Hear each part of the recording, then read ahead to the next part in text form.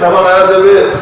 যদি মাওলার গোলামি করিয়া কিয়ামতের ময়দানে উঠতে পারো, আমার মাওলার ডাকিয়া ডাকিয়া আরশের জায়গা করিয়া দেবে। মাওলার গোলামি করে উঠতে পারো, আমার নবী নিজের হাতে হাউজের কাউসারের পানি পান করায়া দেবে।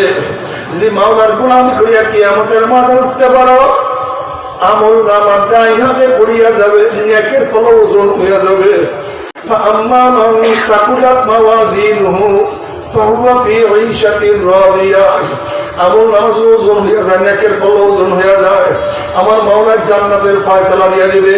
যদি নেকের কাজ করিয়া কিয়ামতের ময়দানে উঠতে পারো, وإن منكم إلا واردها كان على ربك حتما مقضيا ثم ننزل الذين اتقوا ونذر الظالمين فيها جثيا। পুলসিরাত পার দিয়ে আমার মাওলার জান্নাতে চলিয়া যাবা। আমার মাওলার তরফ থেকে সালামুন কাওলাম মির রাব্বির রহিম। শুধু শান্তি আর শান্তি, শান্তি আর শান্তি। অশান্তি কি জিনিস আর কোনদিন দেখবা না। আল্লাহ তুমি কবুল করিয়া নাও।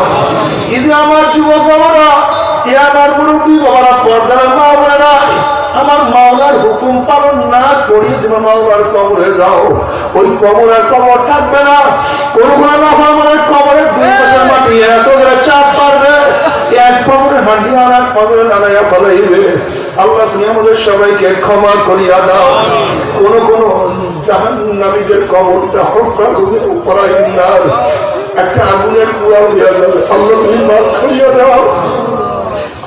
কিয়ামতের ময়দানে উঠবে, ইউরাফুল মুসলিমুনা বিসীমাহুম ওয়া ইউখাযু বিন নাওয়াসি ওয়াল আকদাম।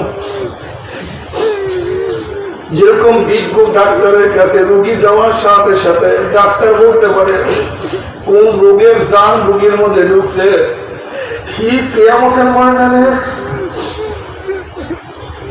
গুনাহগারদের চেহারা দেখলেই ফেরেশতারা বুঝতে পারবে কোন ধরনের গুনাহ করিয়া নাফরমানি কিয়ামতের ময়দানে উঠছে।